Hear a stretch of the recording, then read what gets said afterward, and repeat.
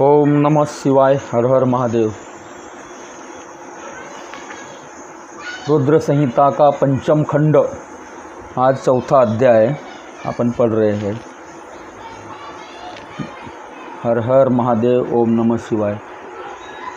सर्वदेवमय रथ का वर्णन। शिवजी का उस रथ पर चढ़कर युद्ध के लिए प्रस्थान। उनका पशुपति नाम पड़ने का कारण शिवजी द्वारा गणेश का पूजन और त्रिपुरदाह मय दानव का त्रिपुर से जीवित बच निकलना। व्यास जी ने कहा, शैव प्रवर सनत कुमार जी, आपकी बुद्धि बड़ी उत्तम है, आप सर्वज्ञ है। तात, आपने परमेश्वर शिव की जो कथा सुनाई है वह अत्यंत अद्भुत है। अब बुद्धिमान विश्वकर्मा ने शिवजी के लिए जिस देवमय एवं परमोत्कृष्ट दिव्य रथ का निर्माण किया था उसका वर्णन कीजिए। सूत जी कहते हैं, मुने, व्यास जी की यह बात सुनकर मुनीश्वर सनत कुमार शिवजी के चरण कमलों का स्मरण करके बोले। सनत कुमार जी ने कहा, महाबुद्धिमान मुनिवर व्यास जी, मैं शिवजी के पाद पद्मों का स्मरण करके अपनी बुद्धि के अनुसार रथ की निर्माण कथा का वर्णन करता हूँ। सुनो। तदंतर विश्वकर्मा ने रुद्रदेव के लिए बड़े यत्न से आदरपूर्वक सर्वलोकमय दिव्य रथ की रचना की। वह सर्वसम्मत तथा सर्वभूतमय रथ सुवर्ण का बन गया था। उसके दाहिने चक्र में सूर्य और वाम चक्र में चंद्रमा विराजमान थे। दाहिने चक्र में 12 अरे लगे हुए थे, जिसमें 12 सूर्य प्रतिष्ठित थे, और बाया पहिया 16 और से युक्त था, 16 औरों से युक्त था, जिसमें चंद्रमा की 16 कलाएँ विराजमान थी। उत्तम व्रत का पालन करने से विप्रेंद्र अश्विनी आदि सभी 2700 नक्षत्र भी उस वाम चक्र की शोभा बढ़ा रहे थे। विप्रश्रेष्ठ छहो ऋतुएं उन दोनों पहियों की नेमी बनी। अंतरिक्ष रथ का अग्रभाग हुआ और मंदरांचल ने रथ की बैठक का स्थान ग्रहण किया। उदयाचल और अस्ताचल ये दोनों उस रथ के कुबर हुए। महामेरु अधिष्ठान हुआ और शाखा पर्वत उसके आश्रय स्थान हुए। सवंत स्वर उस रथ का वेग। उत्तरायण और दक्षिणायन दोनों लोहधारक मुहूर्त मधुर रस्सा कलाएँ उसकी कीलें हुई। काष्ठाएँ उसका घोड़ा, नासिका रूप अग्रभाग, क्षण अक्षदंड, निमेष अनुकर्ष नीचे का काष्ठ, और लव ईशादंड हुए। धूलोक इस रथ का वरुथ ऊपरी पर्दा तथा स्वर्ग और मोक्ष ध्वजाएँ हुई। स्वर्ग और मोक्ष ध्वजाएँ हुई। अभ्रुम ऐरावत की पत्नी और कामधेनु जुए के अंतिम छोर पर स्थित हुए। अव्यक्त प्रकृति उसका ईर्ष्या दंड, बुद्धि नलवड, अहंकार कोना और पंचम महाभूत उसका बल थे।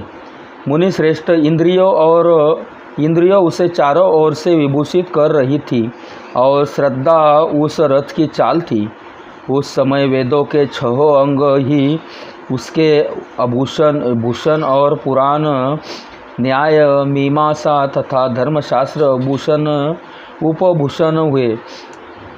संपूर्ण शुभ क्षणों से युक्त बल संपन्न श्रेष्ठ मंत्र घंटा के स्थानापन्न हुए, और वर्ण तथा आश्रम उसके पाद बने।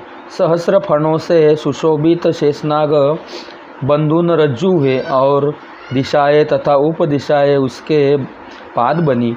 पुष्कर आदि तीर्थों ने रत्नजटित स्वर्णमय पातकाओं का स्थान ग्रहण किया और चारों समुद्र उस रथ के आच्छादन वस्त्र बने। गंगा आदि सभी श्रेष्ठ सरिताओं ने सुंदरी स्त्रियों का रूप धारण किया और समस्त आभूषणों से विभूषित हो हाथ में चवर ले यत्र तत्र स्थित होकर वे रथ की शोभा बढ़ाने लगी। आवह आदि सातों वायुओं ने स्वर्णमय उत्तम सोपान का काम संभाला। लोकालोक पर्वत उसे चारों ओर का उस उपसोपन और मानस आदि सरोवर उसके सुंदर बाहरी विषम स्थान हुए। चारों वर्षाचल उसके चारों ओर से पास बने और निचले लोकों के निवासी उस रथ का तलभाग हुए। देवाधिदेव भगवान ब्रह्मा लगाम पकड़ने वाले सारथी हुए और ब्रह्म दैवत ओमकार उन ब्रह्मा देव का चाबुक हुए। आकार ने विशाल छत्र का रूप धारण किया। मंदरांचल पार्श्व भाग का दंड हुआ। शैलराज हिमालय धनुष्य और स्वयं नागराज शेष उसकी प्रत्यंचा बने। श्रुति रूपिणी सरस्वती देवी उस धनुष्य की घंटा हुई और महातेजस्वी विष्णु बाण तथा अग्नि उस बाण के नोक बने। मुने चारों वेद उस रथ में जुतने वाले 4 घोड़े कहे गए। इसके बाद शेष बची हुई ज्योतियाँ उन अश्वों की आभूषण हुई। विष में उत्पन्न हुई वस्तुओं ने सेना का रूप धारण किया।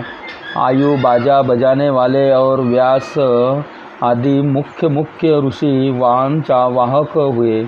मुनीश्वर, अधिक कहने से क्या लाभ, मैं संक्षेप में ही बताता हूँ कि ब्रह्मांड में जो कुछ वस्तुएं थीं वह सब वस्तुएं रथ में विद्यमान थी। इस प्रकार बुद्धिमान विश्वकर्मा ने ब्रह्मा और विष्णु की आज्ञा से उस शुभ रथ का तथा रथ सामग्री का वर्णन किया था। सनत कुमार जी कहते हैं, महर्षि, इस प्रकार के महान दिव्य रथ में जो अनेक विधि आश्चर्यों से युक्त था, वेद रूपी अश्वों को जोतकर ब्रह्मा ने उसे शिव को समर्पित कर दिया।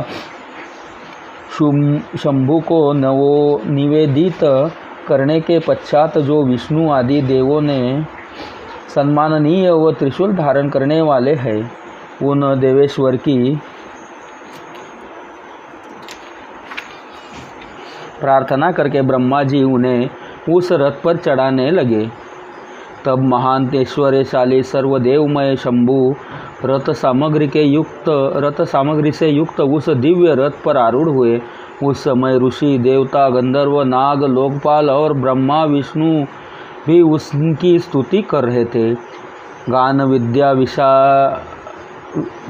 विद्या विशारद अप्सराओं के गण उन्हें घेरे हुए थे। सारथी के स्थान पर ब्राह्मणों को देखकर ब्रह्मा को देखकर उन वरदायक शंभु की विशेष शोभा हुई।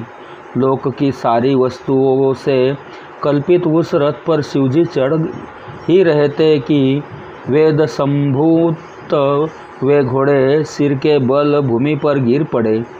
पृथ्वी में भूकंप आ गया। सारे पर्वत डगमगाने लगे। सहसा शेषनाग शिवजी का भार न सहने के कारण आतुर हो काँप उठे। तब उसी क्षण भगवान धरणीधर ने उठकर नंदीश्वर का रूप धारण किया और रथ के नीचे जाकर उसे ऊपर को उठाया। परंतु नंदीश्वर भी रथारूढ़ महेश के उस उत्तम तेजों को सहन न कर सके। अंततः उन्होंने तत्काल ही पृथ्वी पर घुटने टेक दिए। तत्पश्चात भगवान ब्रह्मा ने शिवजी की आज्ञा से हाथ में चाबुक ले घोड़े को उठाकर उस श्रेष्ठ रथ को खड़ा किया।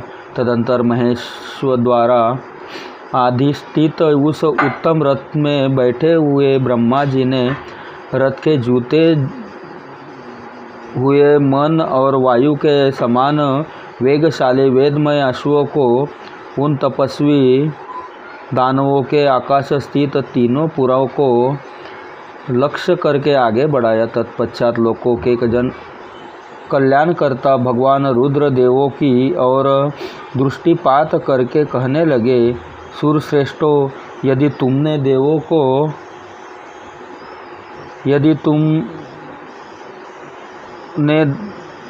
यदि तुम लोग देवों तथा अन्य प्राणियों के विषय में पृथक पृथक पशुत्व की कल्पना करके उन पशुओं का आधिपत्य मुझे प्रदान करोगे, तभी मैं उस असुरों का संहार करूँगा, क्योंकि वे दैत्य श्रेष्ठ सभी तभी मारे जा सकते हैं, अन्यथा उनका वध असंभव है। सनत कुमार जी कहते हैं, मुने अगाध बुद्धि संपन्न देवाधिदेव भगवान शंकर की यह बात सुनकर सभी देवता पशुत्व के प्रति संशकित हो उठे, जिससे उनका मन खिन्न हो गया।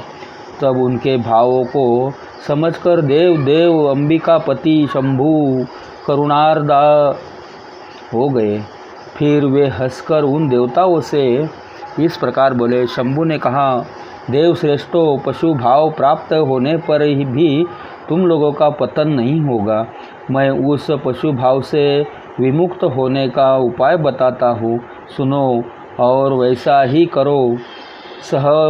समाहित मन वाले देवता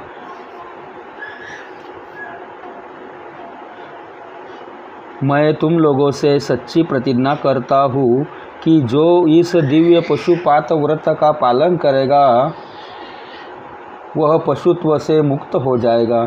सूरश्रेष्ठ, तुम्हारे अतिरिक्त जो अन्य प्राणी भी मेरे पशुपात व्रत को करेंगे वे सभी निसंदेह पशुत्व से छूट जाएंगे। जो नैष्ठिक ब्रह्मचर्य का पालन करते हुए 12 वर्षों तक, 6 वर्ष तक अथवा 3 वर्ष तक मेरी सेवा करेगा, अन्यथा कराएगा, वह पशुत्व से विमुक्त हो जाएगा। इसलिए श्रेष्ठ देवताओं, तुम लोग भी जब इस परोत्कृष्ट दिव्य व्रत का पालन करोगे तो उसी समय पशुत्व से मुक्त हो जाओगे। इसमें कुछ भी संशय नहीं है। सनत कुमार जी कहते हैं, महर्षि परमात्मा महेश्वर का वचन सुनकर विष्णु और ब्रह्मा आदि देवताओं ने कहा, तथेति, बहुत अच्छा, ऐसा ही होगा। इसलिए बड़े बड़े देवता तथा असुर भगवान शंकर के पशु बने और पशुत्व रूपी पाश से विमुक्त करने वाले रुद्र पशुपति हुए। तभी से महेश्वर का पशुपति यह नाम विश्व में विख्यात हो गया। यह नाम समस्त लोकों में कल्याण प्रदान करने वाला है। उस समय संपूर्ण देवता तथा ऋषि हर्षमग्न होकर जय जयकार करने लगे और देवेश्वर ब्रह्मा विष्णु तथा अन्य प्राणी भी परमानंद मग्न हो गए। उस अवसर पर महात्मा शिव का जैसा रूप प्रकट हुआ था उसका वर्णन सैकड़ों वर्षों से भी नहीं हो सकता, उसका वर्णन सैकड़ों वर्षों में भी नहीं हो सकता। तदंतर जो शिवा तथा संपूर्ण जगत के स्वामी और समस्त प्राणियों के सुख प्रदान करने वाले हैं, वे महेश्वर यो सुसज्जित होकर त्रिपुर का संहार करने के लिए प्रस्थित हुए। जिस समय देव महादेव त्रिपुर का विनाश करने के लिए चले, उस अवसर पर देवराज आदि सभी प्रधान देवता भी उनके साथ उपस्थित हुए। पर्वत के समान विशाल काय उन सुरेश्वरों का मन प्रसन्न था। वे सूर्य के समान प्रकाशित हो रहे थे। वे सभी हाथों में हल, छाल, मूसल, भूषुंडी और नाना प्रकार के पर्वत जैसे विशाल आयुधारों को धारण करके हाथी, घोड़े, सिंह, रथ और बैलों पर सवार हो चल रहे थे। उस समय जिनके शरीर पर प्रकाशमान थे और मन महान उत्साह के संपन्न थे तथा जो नाना प्रकार के अस्त्र शस्त्रों से सुसज्जित थे, वे इंद्र, ब्रह्मा और विष्णु आदि देव शंभू के जय जयकार बोलते हुए महेश्वर के आगे आगे चले। सभी दंडी एवं जटाधारी मुनि हर्ष मनाने लगे और आकाशचारी सिद्ध तथा चारण पुष्पों की सृष्टि करने लगे। विपेंद्र त्रिपुर की यात्रा करते समय जितने गणेश्वर शिवजी के साथ थे, उनकी गणना करने कौन पार था, उनकी गणना करने कौन पार पा सकता है। तथापि मैं कुछ का वर्णन करता हूँ। योगिन समस्त गणराजों में श्रेष्ठ भृंगी गणेश्वरों तथा देवगणों से घिरकर विमान पर आरूढ़ हो महेंद्र की भांति त्रिपुर का विनाश करने के लिए चले। उनके साथ साथ केश, विगत क्वास, महेश केश, महाकेश, महाज्वर, सोमवल्ली, सवर्ण, सोमप, सनक, सोमद्रुत, सूर्यवर्चा, सूर्यप्रेरणक, सूर्याक्ष, सूर्यनामा, सूर, सुंदर, प्रस्कंद, कुंदर, चंड, कंपन, अतिकंपन, इंद्र, इंद्रजय, यंता, हिमकर, शताक्ष, पंचाक्ष, सहस्राक्ष, महोदर, सतीजुह, शांतास्व, रज, कर्पूर पुतन, द्विशख, त्रिशख, अहंकार कारक, अजवस्त्र, अष्टक वक्र, हयवक्र, अर्धवक्र आदि बहुत से अप्रमेय बलशाली वीर गणाध्यक्ष लक्षण की परवाह न करते हुए महेश्वर को घेर कर चल रहे थे।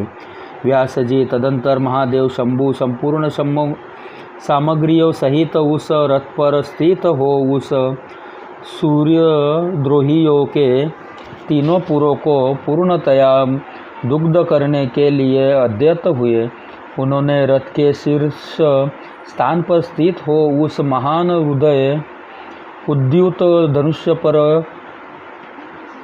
प्रच्युता चढ़ाई और उस पर उत्तम बाण का संधान करके वे रोषावेश होठ को चाटने लगे।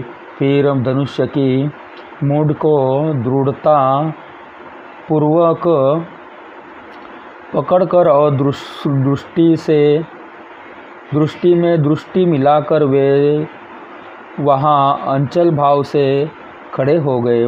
परंतु उनके अंगूठे के अग्रभाग में स्थित होकर गणेश निरंतर पीड़ा ही पहुँचाते रहे, जिससे वे तीनों पूर्व त्रिशूलधारी शंकर का लक्ष्य नहीं बन सके। तब धनुष्य बाणधारी मंजुकेश वीरूपाश शंकर ने परम शोभन आकाशवाणी सुनी। उस व्योमवाणी ने कहा, ऐश्वर्यशाली जगदीश्वर, जब तक आप इन गणेश की अर्चना नहीं कर लेंगे तब तक इन तीनों पुरखों का संहार नहीं कर सकते। तब ऐसी बात सुनकर अंधकारसुर के निहंता भगवान शिव ने भद्रकाली को बुलाकर गजानन का पूजन किया।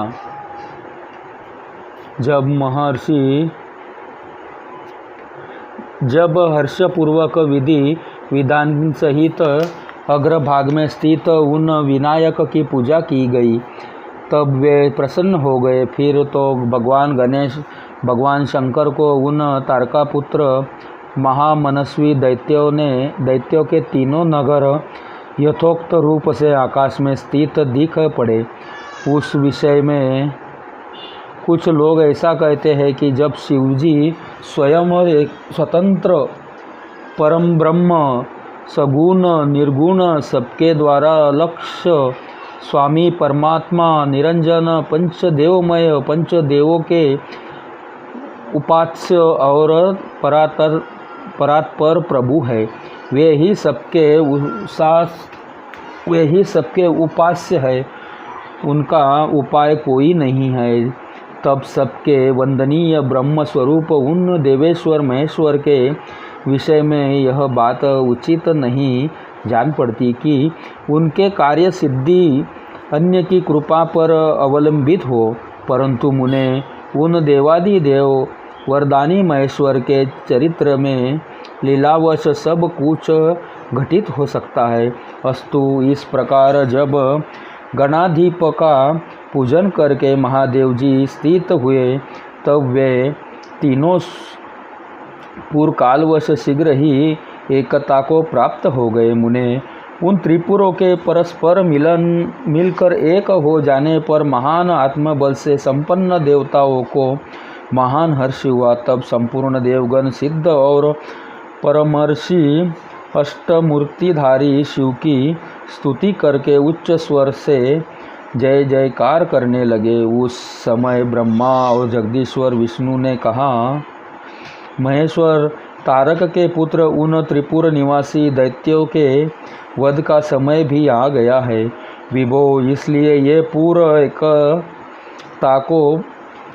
एकता को प्राप्त हो गए हैं। अंततः देवेश, जब तक ये त्रिपुर पुनः विलंग हो उसके पहले ही आप बाण छोड़कर उन्हें भस्म कर डालिए और देवताओं का कार्य सिद्ध कीजिए। मुने तदंतर शिवजी ने धनुष्य की डोरी चढ़ाकर उस पर पूज्य पशुपातास्त्र नामक बाण का संधान किया और उसे वे त्रिपुर पर छोड़ने का विचार करने लगे। शंकर जी ने जिस समय अपने अद्भुत धनुष्य को खींचा था, उस समय अभिजीत मुहूर्त चल रहा था। उन्होंने धनुष्य की टंकार तथा दुस्सह सिंहनाद करके अपना नाम घोषित किया और उन महासुरों को ललकार कर करोड़ों सूर्यों के समान प्रकाशमान उस भीषण बाण को उन पर छोड़ दिया। तब जिसके नोक पर अग्निदेव प्रतिष्ठित थे और जो विशेष रूप से पाप का विनाशक तथा विष्णुमय था, उस महान ज्वाजल्यमान शीघ्रमाणी बाण ने उन त्रिपुर निवासी दैत्य को दग्ध कर दिया। तत्पश्चात वे तीनों पूर्व भी भस्म हो गए और एक साथ ही चारों समुद्र रूपी लेखमालावी भूमि पर गिर पड़े। उस समय शिवजी की पूजा अतिक्रमण कर देने के कारण सैकड़ों दैत्य उस बाण स्थित अग्नि से जलकर हाहाकार मचा रहे थे। जब भाइयों सहित तारकाक्ष जलने लगा, तब उसने अपने स्वामी भक्तवत्सल्य भगवान शंकर का स्मरण किया और मन ही मन महादेव को देखकर परम भक्ति पूर्वक नाना प्रकार से विलाप करता हुआ वह उनसे कहने लगा। तारकाक्ष बोला, भव, आप हम पर प्रसन्न हैं, यह हमें ज्ञात हो गया। इस सत्य के प्रभाव से आप फिर कब भाइयों सहित हमको दग्ध करेंगे? भगवान, जो देवता और असुरों के लिए अप्राप्य है, वह आपके हाथ से मरण रूप दुर्लभ लाभ हमें प्राप्त हो गया। अब जिस योनि में हम जन्म धारण करें, वहाँ हमारी बुद्धि आपकी भक्ति से भावित रहे। मुने, वे दैत्य विलाप कर ही रहे थे कि शिवजी की आज्ञा से उस अग्नि ने उन्हें अद्भुत रीति से जलकर राख की ढेर बना दिया। व्यास जी और भी जो बालक और रुद्र दानव थे, वे शिव आज्ञा रूप उस अग्नि द्वारा शीघ्र ही जलकर भस्म हो गए। यहाँ तक कि उन त्रिपुरों में जितनी स्त्रियाँ और पुरुष थे, वे भी सबके सब उस अग्नि में उसी प्रकार दग्ध हो गए जैसे कल्पांत में जगत भस्म हो जाता है। उस समय उस भीषण अग्नि से कोई भी स्थावर जंगम बिना जले नहीं बचा, किंतु असुरों का विश्वकर्मा अविनाशी मय बच गया, क्योंकि वह देवताओं का अविरोधी शंभु के तेज से सुरक्षित और संदग्ध था। विपत्ति के अवसर पर भी वह महेश्वर का शरणागत बना रहता था। जिन दैत्यों तथा अन्य प्राणियों का भाव अभाव तथा कृत अकृत प्राप्त होने पर नाशकारक पतन नहीं होता, वे विनाश के बचे रहते हैं। इसलिए सत्पुरुषों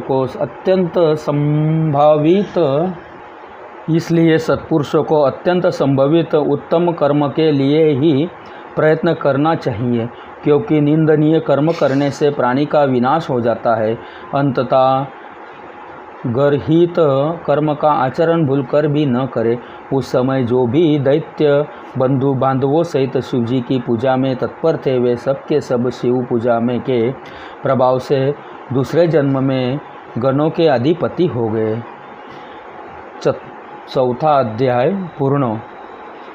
अभी कल 5वां अध्याय पढ़ेंगे। हर हर महादेव। ओम नमः शिवाय।